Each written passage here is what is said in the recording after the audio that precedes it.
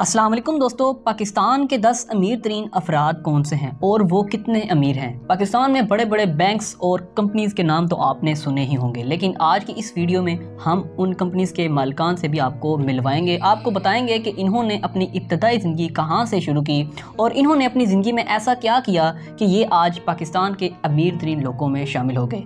दोस्तों, हमारे लिस्ट में 10वें नंबर पर आते हैं रफ़ीक एम हबीब। अगर इनकी नेट वर्थ की बात करें तो 950 मिलियन डॉलर बनती है, जो पाकिस्तानी करेंसी में 21,600 करोड़ रुपए बनती है। दोस्तों, पाकिस्तान के 10 अमीर तरीन अफराद होने में 10वें नंबर पे हमारे रफ़ीक एम हबीब आते हैं। इस वक्त हाउस ऑफ हबीब के भी मालिक हैं।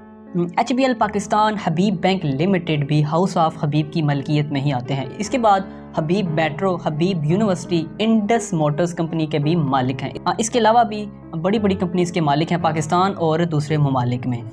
इसके बाद 9वें नंबर पे आते हैं मोहम्मद ज़हूर। अगर इनके नेटवर्थ की बात करें तो 1 बिलियन डॉलर है।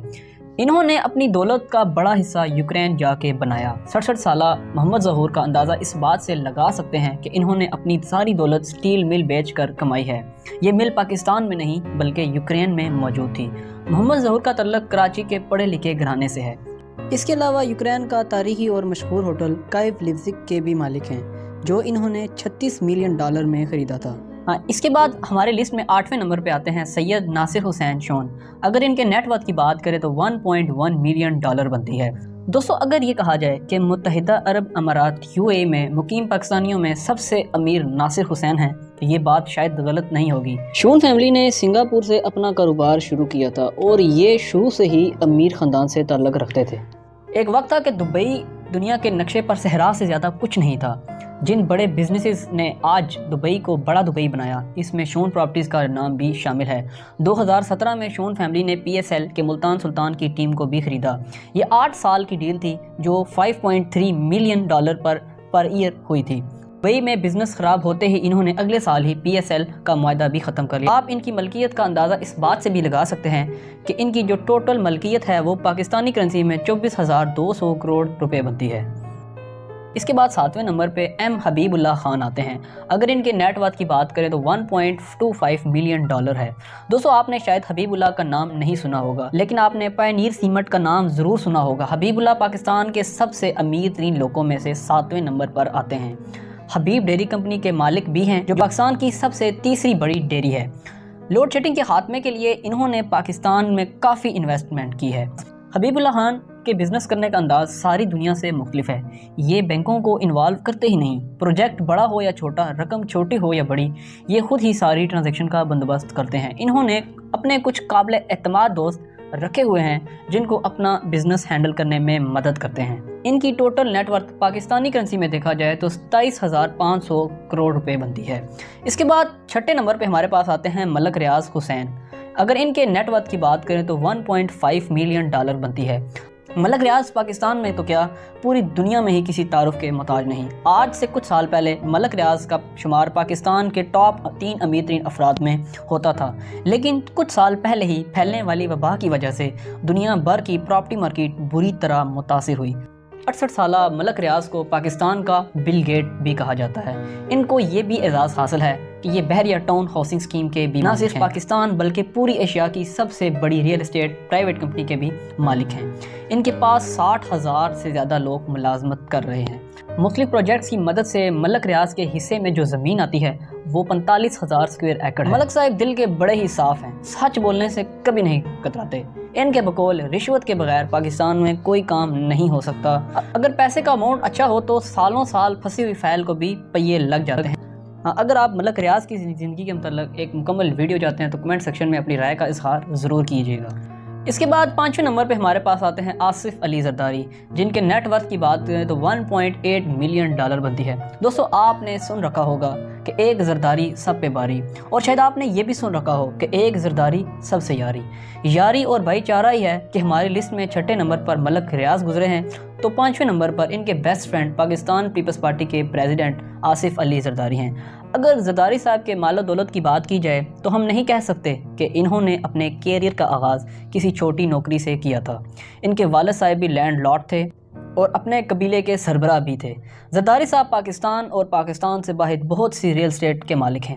اگر زرداری صاحب کی ملکیت کے بارے میں ویڈیو بنانا شروع کر دیں تو ویڈیو کافی لمبی ہو جائے گی، اس لیے اگر آپ زرداری صاحب پر بھی ایک کمپلیٹ سے ویڈیو دیکھنا چاہتے ہیں تو کمنٹ سیکشن میں اپنی رائے کا اظہار ضرور کیجیے گا۔ چوتھے نمبر پہ ہمارے پاس آتے ہیں صدر الدین ہشوانی۔ اگر ان کے نیٹ ورتھ کی بات کریں تو $3.4 ملین آتی ہے۔ دوستو آپ نے شاید کبھی صدر الدین ہشوانی کا نام نہ سنا ہوگا، مگر آپ نے پی سی ہوٹل اور میریٹ ہوٹل کا نام ضرور سنا ہوگا۔ 82 سالہ ہشوانی صاحب کو یہ ایوارڈ بھی جاتا ہے کہ ان کا شمار ان کھرب پتی پاکستانیوں میں ہوتا ہے جن پر کبھی بھی کرپشن کا الزام نہیں لگا۔ انہوں نے خدا سے ملنے والی اس دولت کو اپنے ملک میں عام آدمی کی فلاح اور نوکری پیدا کرنے میں انویسٹ کی۔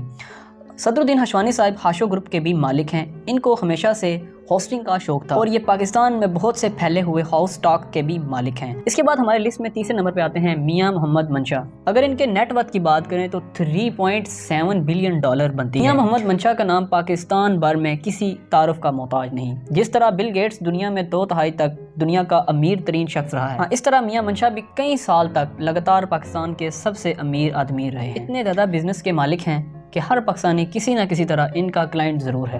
ان کے والد صاحب نے کارٹن کا کام شروع کیا جو آگے چل کر دنیا نے نشاط ٹیکسٹائل ملز کے نام سے جانا۔ اپنے والد کی اچانک وفات کے بعد میاں منشا کو نشاط ٹیکسٹائل کا چھوٹی عمر میں ہی بزنس سنبھالنا پڑا۔ آج یہ نشاط گروپ کے بھی مالک ہیں جس کے ذریعے سے یہ Adamjee insurance limited, D G Khan cement اور ایم سی بی بینک کے بھی مالک ہیں۔ بات یہاں پر ختم نہیں ہوتی، دنیا کی ٹاپ کی کار بنانے والی کمپنی ہونڈائی بھی انہی کی اشتراک سے پاکستان میں گاڑیاں بنا رہی ہے اور اس کا نام ہونڈائی نشاط موٹرز ہے۔ لاہور کا سب سے بڑا شاپنگ مالز ایمپوریم بھی انہی کی ملکیت میں آتا ہے۔ اس کے بعد دوسرے نمبر پہ ہمارے پاس آتے ہیں انور پرویز، جن کے نیٹ ورتھ کی بات کریں تو $4.6 ملین بنتی ہے۔ دوستو پاکستان کے دوسرے سب سے امیر آدمی ہونے کا اعزاز انور پرویز کو جاتا ہے، جن کو برطانیہ میں سر انور پرویز کے نام سے بھی جانا جاتا ہے۔ آپ نے شاید ان کا نام نہ سنا ہوگا مگر آپ نے بیسٹ وے سیمنٹ اور یو بی ایل کا نام ضرور سنا ہوگا۔ سر انور پرویز کا تعلق راولپنڈی کے سادہ گھرانے سے ہے۔ انہوں نے لاہور کے ایف سی کالج سے ڈگری لینے کے بعد 21 سال میں برطانیہ جانے کا رخ کیا۔ جوانی کے دنوں میں یہ برطانیہ کے بس کی کنڈکٹری کیا کرتے تھے۔ انہوں نے 1963 میں ساری رقم سے ایک دکان کھولی جس کا نام کشمیر رکھا۔ آگے چل کر انہوں نے اس کا نام بیسٹ وے رکھ دیا اور 1974 میں ان کی چھوٹی سی کریانے کی دکان ترقی کرتے کرتے کیش اینڈ کیری یعنی پورا گودام بن گئی اور یہ یو بی ایل بینک کے بھی مالک ہیں جس کی پاکستان میں 1400 سے زیادہ برانچز ہیں۔ آج یہ اپنی زندگی کے آخری حصے میں ہیں اور ان کی نیٹ ورتھ $4.8 بلین ہے جو پاکستانی کرنسی میں 1,01,200 کروڑ روپیہ بن جاتی ہے۔ ہمارے لسٹ میں پہلے نمبر پر آتے ہیں شاہد خان۔ اگر ان کے نیٹ ورتھ کی بات کریں تو $8.5 بلین بنتی ہے۔ دوستو پاکستان کے سب سے امیر ترین ہونے کا اعزاز شاہد خان کو جاتا ہے۔ دوستو اگر میں آپ کو کہوں کہ دنیا میں ٹویوٹا کمپنی کے پارٹس بنانے کا سب سے بڑا کاروبار ایک پاکستانی کا ہے تو آپ کو یقیناً یہ جان کر حیرت ہوگی۔ ان کا تعلق لاہور کے ایک مڈل گھرانے سے تھا۔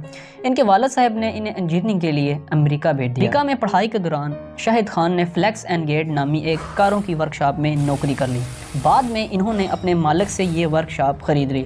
آج یہ ان کی چھوٹی سی ورکشاپ اتنی بڑی بن چکی ہے کہ یہاں پر 20,000 سے زیادہ گورے نوکری کر رہے ہیں۔ دوستو شاہد خان اس وقت دنیا کے مختلف بزنسز کے مالک ہیں۔ امریکہ کی مشہور زمانہ rugby team Jackson wild jaguar کے مالک بھی شاہد خان ہی ہیں۔ اس وقت برطانیہ کے مشہور زمانہ کلب فلہم ایف سی کلب کے مالک بھی شاہد خان ہیں۔ اس کے علاوہ بھی AEW آل ایلیٹ ریسلنگ کے مالک بھی شاہد خان ہی ہیں۔ اس کے علاوہ اگر آپ شاہد خان کی زندگی پر ایک مکمل ویڈیو چاہتے ہیں تو کمنٹ سیکشن میں اپنی رائے کا اظہار ضرور کیجیے گا۔ اس کے علاوہ دوستو اس لسٹ میں اور کس کس کو ایڈ کرنا چاہیے تھا کمنٹ سیکشن میں اپنی رائے کا اظہار ضرور کیجیے گا۔ اس کے علاوہ ویڈیو اچھی لگی ہے تو لائک اور شیئر ضرور کریں۔